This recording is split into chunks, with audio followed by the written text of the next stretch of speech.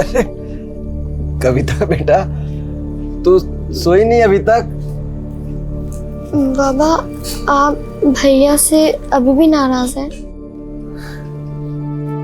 बाबा, भैया कबड्डी प्लेयर नहीं बनना चाहते, इसलिए वो प्रैक्टिस से भागते हैं। और तू कबड्डी प्लेयर बनेगी ना बेटा? तू अपने बाबा का सपना पूरा करेगी ना? हाँ बाबा, पर आप ये शराब पीना छोड़ दीजिए बाबा। हम अंदर से टूट रहे हैं बेटा, हम तुम लोग के लिए कुछ नहीं कर पाए ना, इसलिए शराब पी लेते हैं। पर प्रॉमिस, तू जिस दिन बड़ा कबड्डी प्लेयर बनेगी ना, हम शराब छोड़ देंगे।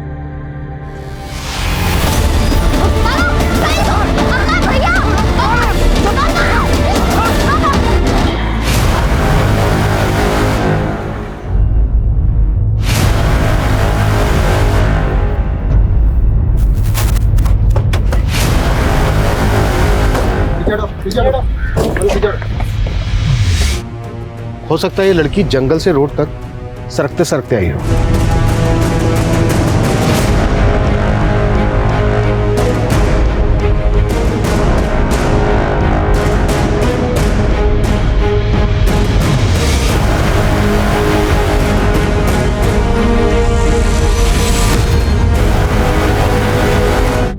उधर शराब की बोतलें और खाना देखकर लगता है किसी शराबी जुआरी ने इस घटना को अंजाम दिया है।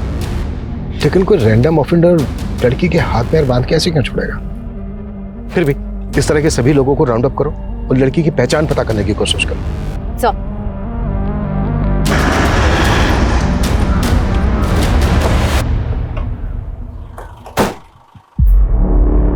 सर, लड़की की कंडीशन बहुत ही क्रिटिकल है। आई डोंट नो कि वो बचेगी भी या नहीं। बहुत ब्रुटैलिटी हुई है सर उसके साथ, गैंग हुआ है उसके साथ सर, जिससे का डीएनए वाइप आउट हो गया। सर बहुत टॉर्चर हुआ है उसके साथ। Sir I am very surprised, इतना सब कुछ हो जाने के बाद भी लड़की ने अपने सांसें नहीं टूटने दी। लड़की वाकई बहुत हिम्मत वाली है, तभी तो इतनी बुरी हालत होने के बावजूद खुद को 200 मीटर ड्रैग करते हुए रोड तक आ गई। लेकिन एक बात समझ में नहीं आ रही है, क्रिमिनल्स ने उसको इतना टॉर्चर किया, फिर उसको जिंदा क्यों छोड़ दिया होगा? अपने 2 लोगों की 12-12 घंटे की ड्यूटी यहाँ पे लगाओ।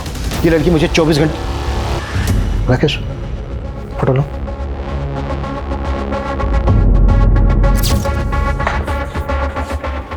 ये जो टैटू है, इसमें किसी साउथ इंडियन लैंग्वेज में शायद ये कोई शब्द है, मे भी किसी का नाम हो। देखो, किसी मिसिंग कंप्लेन में इस तरह के टैटू का जिक्र है क्या? क्रिमिनल्स तक पहुंचने के लिए हमें इस लड़की की पहचान पता करना बहुत जरूरी है। पापा का सपना था कि तो स्कूल की कबड्डी टीम में चुनी जाए, लेकिन अब हाल ये है कि स्कूल का फीस नहीं भरा तो स्कूल से नाम कट जाएगा। भैया, क्यों ना हम पढ़ाई के साथ साथ कोई और काम ढूंढ ले? बाबा का सपना भी तो पूरा करना है। हम दोनों मिलकर माँ का हाथ बटाएंगे। तो ऊपर वाला बड़ा ही निर्दयी है।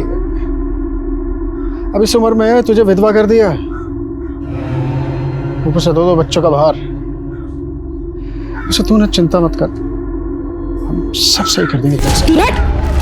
तू ही पहुंचा है हमें इस हाल में, लेकिन तेरे इरादे हम कभी कामयाब नहीं होने देंगे। ये रस्सी डल गई, इसकी ऐंठन खत्म नहीं हो रही। तो रुक, अभी बताता हूँ तुझे मैं। इस केस से जुड़ी कोई मिसिंग कंप्लेन तो नहीं मिली और उस लड़की की आइडेंटिटी पर भी कोई लीड नहीं मिल रही है। मैंने पता किया, उस लड़की के हाथ में जो टैटू है वो कन्नड़ में वेंकट लिखा है। हो सकता है किसी आदमी का नाम हो जो उसके बहुत अजीज हो। सर, हो सकता है वो लड़की कर्नाटका से यहाँ आई।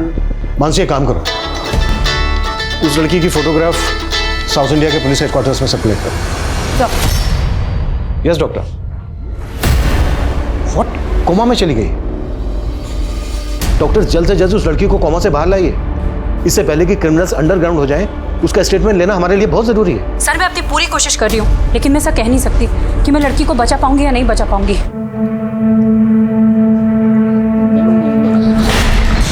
रिया, ये क्या किया तूने? है ना तुझे, अपनी बेटी को काम पर मत लेके आना। अब इस नुकसान की भरपाई कौन करेगा? हाँ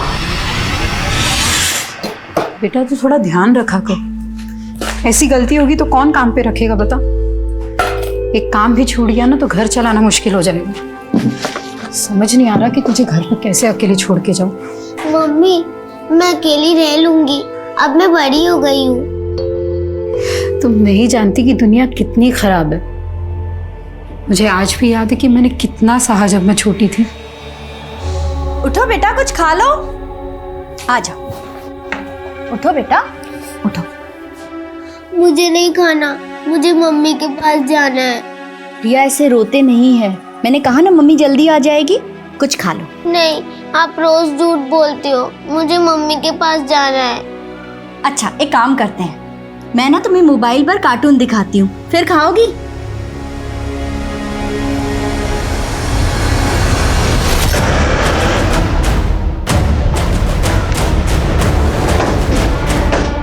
सर मैं नंदा, मैंने ही आपको फ़ोन किया था। वो जब मैंने कविता की फ़ोटो देखी, कविता मेरी किराएदार है और यहाँ अपनी बच्ची के साथ रहती है। इधर आओ बेटा। सर वो जब से कविता गई है तब से ही ऐसी डरी डरी सी ही रहती है। कविता का पति कहाँ रहता है? वो यहाँ नहीं रहता, कविता ने बताया था कि उससे पहले से ही अलग हो गई है। कविता के पति का नाम क्या है और कविता कहाँ की रहने वाली है? उसके पति का नाम तो मुझे नहीं पता। हाँ, कविता झारखंड की रहने वाली है। अच्छा, कविता के हाथ पे ना एक टैटू है जिसमें कन्नड़ में लिखा है वेंकट। आप किसी ऐसे वेंकट को जानती हैं जिसको कविता जानती हो? नहीं सर, मैं कविता के बारे में ज़्यादा नहीं जानती हूँ। अभी 4 महीने पहले ही वो यहाँ रहने के लिए आई थी। पर हाँ, उसका एक बड़ा भाई है और आखिरी बार वो उससे ही मिलने के लिए गई थी। हाँ कविता। दीदी मैं अपने बड़े भैया से मिलने जा रही हूँ, आने में थोड़ी देर हो सकती है। आप तब तक रिया का ध्यान रखेंगे? हाँ हाँ बिल्कुल, अच्छे से रहना। बाय बेटा। बाय। लेकिन वो आई ही नहीं, और जब मैंने यहाँ की पुलिस को बताया तो उन्होंने भी कुछ ज़्यादा इंक्वायरी नहीं की। कविता का भाई रहता कहाँ है? वो मुझे नहीं पता। कविता का नंबर तो होगा आपके पास? हाँ है। कविता के घर की तलाशी लो, हो सकता है कविता के घर में उसके पति और पति से रिलेटेड कोई क्लू मिल जाए। सर मिंदा जी, आपको किसी पे शक है जो कविता का ही हाल कर सकता है? हाँ सर, एक आदमी है मंगल, और मैंने उसके बारे में पुलिस को भी बताया था, पर 2 महीने हो गए पुलिस उसे ढूंढ ही नहीं पाई। ढूंढ नहीं पाए मतलब? ये कौन है मंगल? क्या किया था इसने ऐसा? सर 1 नंबर का नशेड़ी है, पूरा मोहल्ला उससे परेशान रहता है।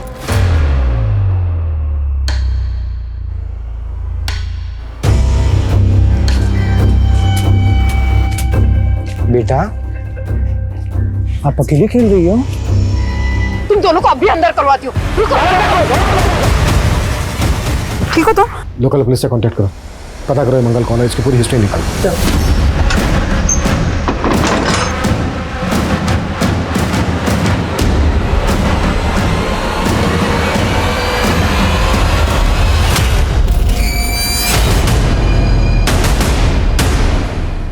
सर, गाजियाबाद पुलिस से मंगल और उसके दोस्त पिंटू का फोटो मिला है।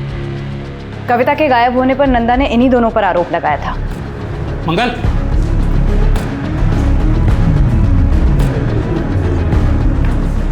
मंगल, पुलिस कविता के घर तक आ पहुंची है। मंगल और पिंटू की तलाश के साथ साथ हमें यह भी पता लगाना होगा कि कविता का पति इस वक्त कहाँ है। कविता आखिरी बार अपने भाई से मिलने गई थी तो कहाँ गई थी, और कविता का पति और उसका भाई कविता की पहचान के लिए आगे क्यों नहीं आए? कविता के घर से हमें ये 2 फोटोग्राफ मिले थे, हमें यह भी पता लगाना होगा कि कविता के साथ इनका क्या रिश्ता है। रिया बेटा, आप इनको जानते हो? कौन है ये? ये मेरे पापा है। अच्छा, तो ये आपके पापा हैं। बेटा नाम क्या है इनका? संपत। अच्छा बेटा, आपके पापा आपके साथ क्यों नहीं रहते?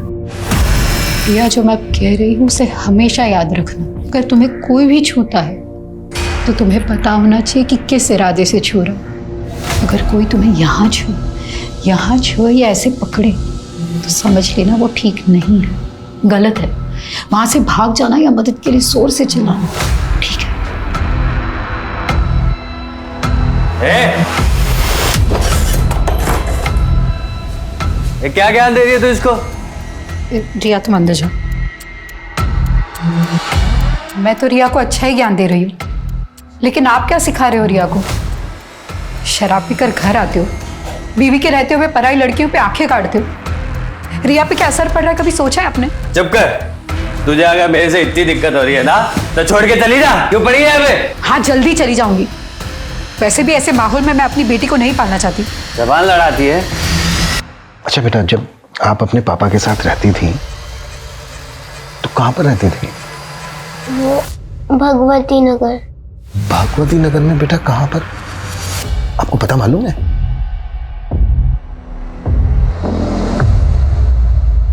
अच्छा बेटा, ये कौन है, इनको जानते हो? ये मेरे प्रवीण मामा है। तो बेटा ये जो साथ में है ये आपकी मामी होंगी, है ना? हाँ, सुजाता मामी। बेटा आपकी नंदा आंटी ने बताया था कि आपकी मम्मी आपके प्रवीण मामा से मिलने गई थी। आपको पता है वो क्यों गई थी और आपके प्रवीण मामा और मामी कहाँ पर रहते हैं? पता नहीं। आपके प्रवीण मामा और मामी का कभी कोई झगड़ा हुआ था? चॉकलेट? नहीं, ये ऐसे नहीं मिलेगी। पहले मामा को ये लो तुम्हारी चॉकलेट। ये मामी, आपको पता है मैंने कल ड्राइंग बनाई। अच्छा, चलो दिखाओ मुझे। भाभी चाय 2 मिनट में आई। अरे कविता, तुमने रिया का एडमिशन कराया ना स्कूल में? वो भैया दाखिले से पहले बच्चे के माँ बाप का भी इंटरव्यू लेते हैं। इसके लिए हमें अंग्रेजी सीखनी पड़ेगी। बस कैसे भी करके उसका वहाँ दाखिला हो जाए। भैया वहाँ स्पोर्ट्स भी है। अच्छा। अब हम तो कबड्डी प्लेयर बन नहीं पाए, पर रिया हमारे बाबा का सपना जरूर पूरा करेगी। और अच्छा है ना? बनेगी ना तो कबड्डी प्लेयर? हाँ मम्मा, मैं बहुत बड़ी कबड्डी प्लेयर बनूंगी। ओह अच्छा, तो आपकी मम्मी आपको कबड्डी प्लेयर बनाना चाहती है ना? Strong girl. अच्छा बेटा, आपकी मम्मी के ना यहाँ पर हाथ पर बेटा ये एक कन्नड़ में ना एक नाम लिखा है, वेंकट। बेटा आप बता सकते हो ये वेंकट कौन है?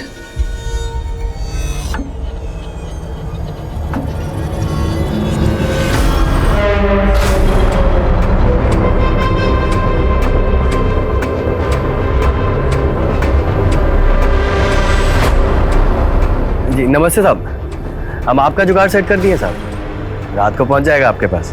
जी साहब, हमारा भी ख्याल रखिएगा। सर, कविता का फोन 7 अगस्त को मीरा बाग में स्विच ऑफ हुआ और कविता हमें 11 अगस्त को डीवी कॉलोनी की बैक रोड पर मिली। पॉसिबल है 7 अगस्त से लेकर 11 अगस्त तक लगातार कविता को टॉर्चर किया जा रहा हो। अच्छा, कविता के कॉल रिकॉर्ड्स में कविता के पति संपत, उसके भाई प्रवीण और वेंकट के नंबर मिले क्या? इनके नंबर्स तो नहीं मिले, लेकिन सुजाता का नंबर मिला है। सुजाता ये कविता के भाई प्रवीण की वाइफ? Yes sir. सर, ये नंबर पुरानी बस्ती मोहल्ला नीमसराय के एड्रेस पे रजिस्टर्ड है। एक और बात सर, सुजाता का नंबर 7 अगस्त को मीरा बाग में स्विच ऑफ हुआ और अभी तक बंद है। सुजाता और कविता का फोन एक साथ एक लोकेशन पे स्विच ऑफ होना, ये कोइंसिडेंस नहीं हो सकता। सुजाता से अच्छे से पूछताछ करनी होगी। और रिया ने हमें बताया कि रिया अपनी माँ और पिता संपत के साथ भगवती नगर में रहती थी।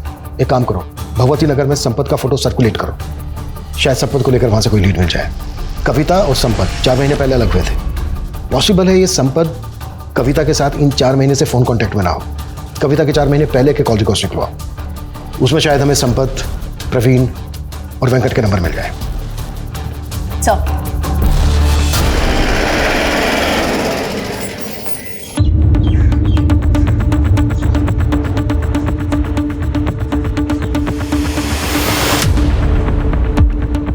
यहाँ तो अक्सर ताला ही लगा रहता है।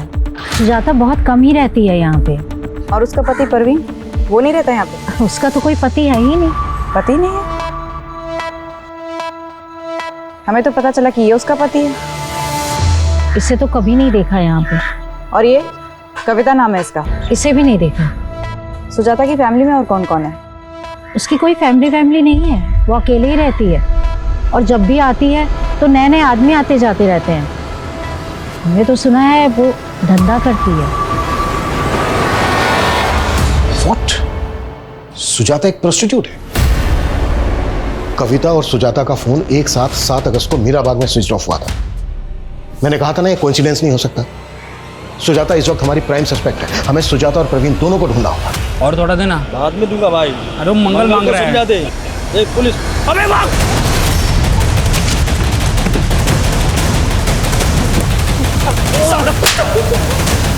ये बोल, कविता के साथ क्या क्या किया तूने और मंगल ने? साहब मैंने कुछ नहीं किया कविता के साथ। वो मंगल ने कुछ किया होगा तो मुझे नहीं पता साहब। मंगल का है? मैं नहीं जानता साहब मंगल का है। जब तक ये मंगल का पता ना बता दे ना, कुटफ साले को। साहब मैं नहीं पता साहब। सर, स्कॉच सर्विसेज के एक वेब पोर्टल पर सुजाता का फोटो मिला, ये देखिए। बुक करो इसे और ट्रैप करो। संपत के बारे में कुछ पता चला? सर, उसके झारखंड वाले घर में भी ताला लगा हुआ है। झारखंड पुलिस से पूछा तो पता चला कि संपत दिल्ली के किसी बार में वेटर है, लेकिन कौन से बार में ये नहीं मालूम चला। तो मालूम करो संपत क्यों और किस मकसद से गायब है। कहीं ऐसा तो नहीं है कि वो इस केस का राजदार है?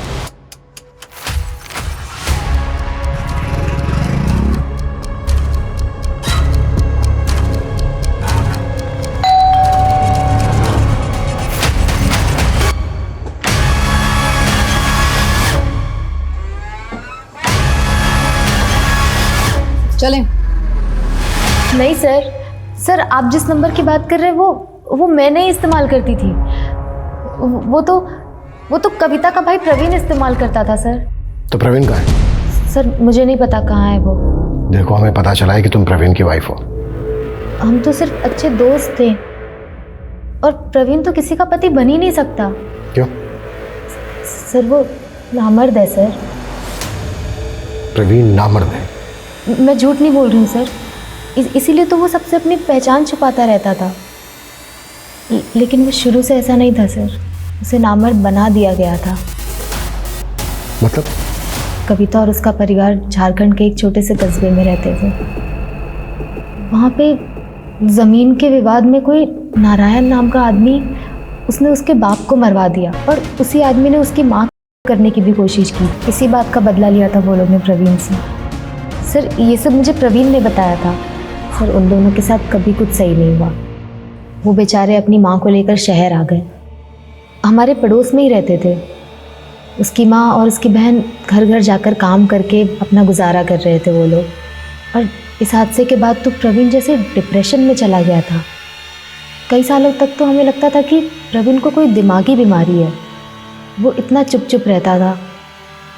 सर कविता ने मुझे कभी नहीं बताया कि प्रवीण के साथ क्या हुआ है, लेकिन मैं मन ही मन प्रवीण को पसंद करती थी। और फिर एक दिन मैंने उसे बाजार में इसे देखा। जब उसकी माँ गुजर गई और कविता की भी शादी हो गई, उसके बाद तो प्रवीण और भी अकेला हो गया था।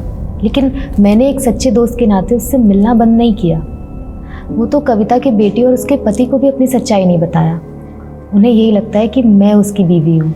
लेकिन तुमने अभी तक ये नहीं बताया कि प्रवीण कहाँ है। सर कई महीनों से मैं प्रवीण से नहीं मिली हूँ। कविता का पति कहाँ है अब? इस बारे में मुझे नहीं पता सर। कविता कौन से गांव के रहने वाली है? गोदा गांव के रहने वाले हैं वो लोग। कविता के हाथ में यहाँ टैटू है एक, जिसमें कन्नड़ में लिखा है वेंकट। ये वेंकट कौन है? मुझे नहीं पता सर। पता करो इस सुजाता की कहानी में कितनी सच्चाई है, या ये फिर अब भी हमें घुमा रही है। झारखंड पुलिस से कांटेक्ट करो। सर पल्लवी नाम की एक लॉयर है, कविता के बारे में कुछ बात करना चाहती है। पल्लवी?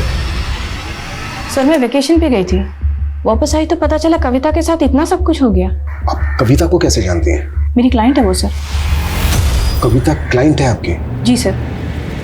कविता का हुआ था सर, और वो चाहती थी कि मैं उसका केस लड़ूं। किसने किया था? रामबाग पुलिस स्टेशन के कांस्टेबल मुकेश ने सर। कविता उसके घर पे काम करती थी और इसी ने कविता का रेप किया सर। एक पुलिस कांस्टेबल ने कविता किया था? जी हाँ सर, और उसके पति ने भी उस बेचारी का साथ नहीं दिया सर। ये आंसू बहा के मत दिखा। हाँ क्या भरोसा, तू खुद सोई हो उसके साथ जाकर, और जब मन भर गया और लगा कि मुझे तेरे इस रिश्ते के बारे में पता चल जाएगा तो नाटक कर रही है।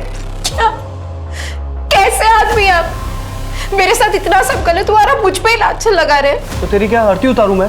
चुप करके बैठ जा। और है ना, तू जानती है ना वो कितना पावरफुल आदमी है, कुछ नहीं कर सकती तू उसका। मैं चुप नहीं रहने वाली, चाहे आप मेरा साथ दे या ना दे, मैं इंसाफ लेके रहूंगी। तुम्हारा हुआ 16 फ़रवरी को, तुम पुलिस स्टेशन पहुंची 18 फरवरी को। 2 दिन क्यों चुप रही कविता? मैं बहुत डर गई थी मैडम। मुझे लगा कि मेरे पति मेरे साथ थाने चलेंगे, लेकिन मैं उस कांस्टेबल के बड़े साहब से भी थाने जाके मिली, लेकिन वो बोले कि मेरे मेडिकल रिपोर्ट वाली का कि मेरा भी नहीं हुआ।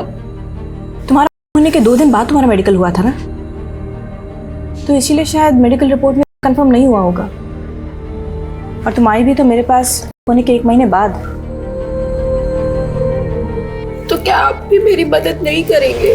उसकी आंखों में सच्चाई थी सर। ये केस मेरे लिए भी काफ़ी मुश्किल था, पर मैंने तय कर लिया था कि मैं कविता का केस लड़ूंगी। आप जो ये कह रही हैं, आपके पास कोई एविडेंस है?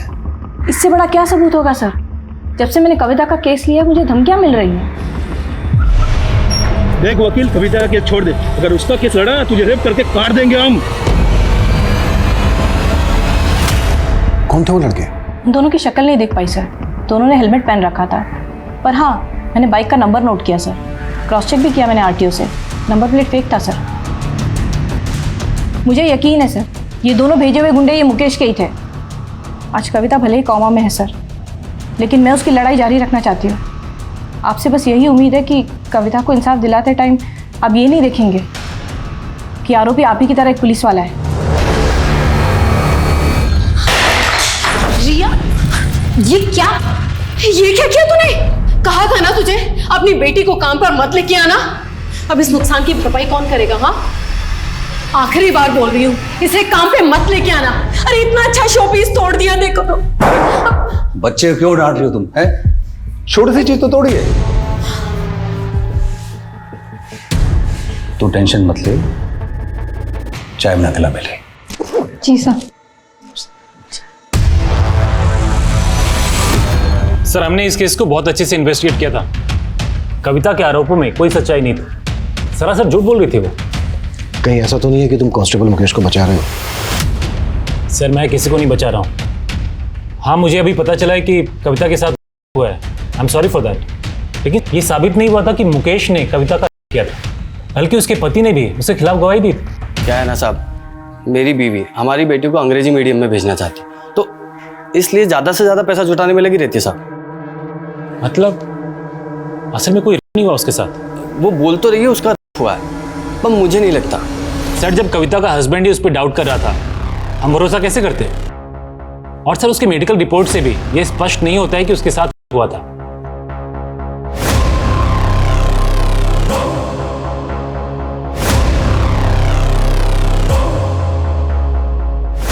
नहीं सर, ऐसा नहीं है जैसा आप कह रहे हैं। सर दरअसल क्या है कि कविता की बेटी ने हमारे घर में एक कीमती सामान तोड़ दिया। मेरी बीवी उदिता ने उसकी बेटी को डांट दिया। बस सर इसी खुंदक में उसने मुझे बदनाम करने की कोशिश की। लेकिन उसके पति ने तो स्टेटमेंट दिया है कि वो ये सब करके तुमसे पैसा वसूल करना चाहती थी। कहीं ऐसा तो नहीं है कि वो स्टेटमेंट देने के लिए तुमने उसके पति को खरीद लिया था? सर मैंने ऐसा ना तो किया है और ना ही मेरे खिलाफ कोई ऐसा आरोप साबित हुआ है। इनफैक्ट मैं तो छुट्टी लेके चला गया था जब ये इन्वेस्टिगेशन शुरू हुई थी, ताकि इन्वेस्टिगेशन अच्छे तरीके से हो जाए। और फाइनली सच्चाई निकल कर आई सबके सामने और मुझे मेरी वर्दी वापस मिल गई। पर उसने कसम खाई थी तुम्हारी वर्दी उतरवाने की। वो भी कोर्ट में जाना चाहती थी तुम्हारे खिलाफ। कहीं ऐसा तो नहीं है कि इसी डर की वजह से तुमने? सर मैं अभी भी रेडी हूँ। आप जो इन्वेस्टिगेशन करना चाहते हैं कर लीजिए, और अगर कोई भी चीज़ मेरे खिलाफ आती है तो मैं सजा पाने के लिए भी तैयार हूँ। जिस कॉन्फिडेंस के साथ कांस्टेबल मुकेश बात कर रहा था, उससे तो यही लग रहा है कि उसने फुल प्रूफ प्लान बनाया होगा। आई एम श्योर इसने कविता के हस्बैंड को भी खरीद दिया होगा। सर हो तो ये भी सकता है कि कांस्टेबल मुकेश ने मंगल की रंजिश का फायदा उठाकर ये कांड करने के लिए उसका इस्तेमाल किया। सर कविता का फ़ोन मीरा बाग में ही बंद हुआ था, और सर उसी दौरान वहाँ की पुलिस को एक किन्नर की लाश मिली थी। सर इसका फोटो है, लेकिन सर इस लाश का चेहरा कविता के भाई प्रवीण से हूबहू मिलता है। और सर प्रवीण भी तो किन्नर ही था। इसका मतलब सिर्फ कविता ही नहीं, बल्कि कविता का भाई प्रवीण भी क्रिमिनल्स के टारगेट पे था। जी सर, सुजाता ने हमें जो इन्फॉर्मेशन दी थी वो भी सही थी सर। 12 साल पहले कविता के पिता सुबोध की हत्या हुई थी, जिसका प्राइम सस्पेक्ट नारायण ही था। लेकिन सर पुलिस को नारायण के खिलाफ कोई सबूत नहीं मिला था। पर क्या 12 साल पुराने उस हादसे का इस केस से कोई कनेक्शन हो सकता है? 7 अगस्त को कविता को अपनी किस पार्टी के पास भेजा था तूने जिसने उसका यह हाल किया? साहब मैं मानता हूँ मैं गलत आदमी, ये लड़कियों का धंधा करता हूँ, पर साहब मैंने कविता के साथ कुछ भी गलत नहीं किया। कांस्टेबल मुकेश से कितने पैसे लिए तूने? साहब मैंने कोई पैसे नहीं लिए साहब। तो तुझे यकीन था कि कविता का रेप नहीं हुआ? साहब तब यकीन नहीं था, पर अब लग रहा है बहुत बुरा हुआ उसके साथ साहब। लेकिन मैं इसमें शामिल नहीं हूँ साहब, सच बोलो, माँ कसम साहब। वेंकट कौन है? वेंकट? हाँ वेंकट, कविता के हाथ पे कन्नड़ में लिखा है वेंकट, कौन है ये? हाँ साहब, वो कविता के कलाई पे साउथ इंडिया भाषा में कुछ लिखा तो था, पर साहब मुझे नहीं पता वो वेंकट लिखा था साहब। वो बोली थी वो शादी के पहले का लिखा था, उसकी माँ के साथ कर्नाटका गई थी तो मंदिर के बाहर बुधवाया था। ये मंगल तेरे रैकेट का हिस्सा है ना? मैं नहीं जानता साहब किसी मंगल को।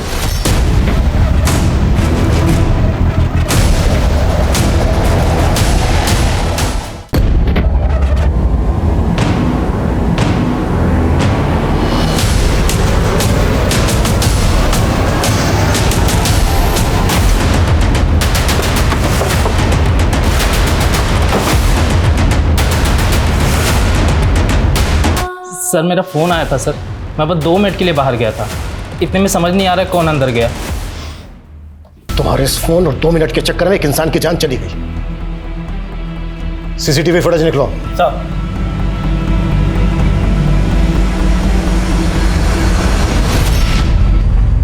इसने सर कपड़े तो वार्ड बॉय के पहने हैं, लेकिन ये हमारे हॉस्पिटल का स्टाफ नहीं है सर। इस आदमी की फोटो हर जगह सर्कुलेट करो, पता करो ये कौन है। हॉस्पिटल के बाहर का सीसीटीवी फुटेज भी चेक करो ये आदमी कहां से आया, किस डायरेक्शन से आया और किस डायरेक्शन में भागा। क्विक!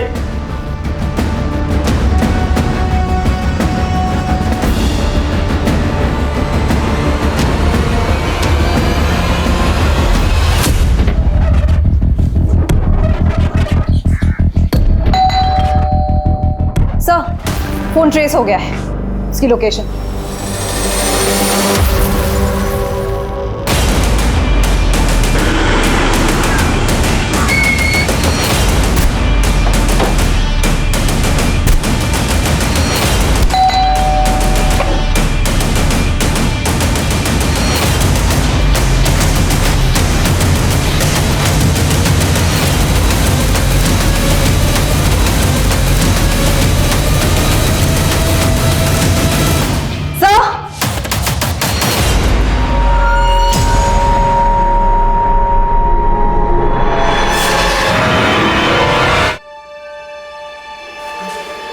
चलो हो जाओ शुरू। बताता हूँ सर, बताता हूँ सर। पहले हमने उसके भाई को मारा, हमने सोचा कहीं उसने मुंह खोल दिया तो, फिर हमने सोचा कि वो हॉस्पिटल में मर जाएगी, लेकिन फिर हमने सोचा उसे हॉस्पिटल में ही मार देते हैं। और ये सब तुमसे पल्लवी ना करवाया ना? हाँ। मैं नहीं जानती इसे। 2 लड़कों ने आपको जान से मारने की धमकी दी थी ना? हाँ। जरा ध्यान से देखिए, हो सकता है उन्हीं में से कोई एक हो सकता है। हाँ ये हो सकता है। सर एक बात है कि पल्लवी मुझे कुछ ठीक नहीं लग रही है। एक काम करो, उसका फोन सर्विलेंस पे डाल दो। हेलो, पुलिस तुम्हारे ड्राइवर का फोटो घुमा के ढूंढ रही है, ज्यादा देर जिंदा नहीं रहना चाहिए, वो मार के गायब करो उसे। तुम इतनी भी चालाक नहीं हो कि हमें घुमा सको। क्यों क्या है सब? मैंने ये कविता केस ये सोच कर लिया था कि अगर मैं ये पुलिस कांस्टेबल मुकेश को सज़ा दिला देती हूँ तो बहुत जल्दी पॉपुलर हो जाऊंगी। लेकिन जैसे जैसे मैंने इसका केस स्टडी किया तो पता चला कविता को बेकसूर साबित करने के लिए इस केस में तो कुछ है ही नहीं, न गवाह ना सबूत। सोचा लैक ऑफ एविडेंस के चलते अगर मैं ये केस हार गई तो करियर बर्बाद हो जाता मेरा, इसीलिए मैं उस कविता को टालने लग गई थी। मैडम आप इतने दिन से बोल रही है कि कोर्ट में अर्जी फाइल करेंगे, लेकिन अभी तक कुछ किया नहीं। हाँ तो टाइम लगता है ना कविता। लेकिन मुझे अभी आप पे भरोसा नहीं है। मैंने जो आपको फीस के पैसे दिए तो वो आप वापस कर दीजिए। तेवर ना जाके किसी और को दिखाना, जा नहीं करते तेरे पैसे वापस, निकल चल। मुझे मालूम था आप यही बोलेंगे, इसलिए मैंने आपका वीडियो निकाला, ये देखिए। आप देखना कि मैं क्या करती हूँ। मैंने तो उसे यही जताया कि मैं उससे डर गई हूँ, उसे बोला अपने सारे पैसे आके लेके जा। लेकिन काम वाली बाई मेरे चेम्बर में घुस के मुझे आंखें दिखा रही थी, मुझसे बर्दाश्त नहीं हुआ। मैंने उसे मीरा बाग बुलाया और बोला आके अपने पैसे लेके जा, फिर मैंने अपने बॉयफ्रेंड गुलशन को भेजा, उसने उसे वहीं से उठाया और एक वकील के पेशे को बदनाम किया है तुमने, और तुम्हें इसके लिए जरा भी पछतावा नहीं है।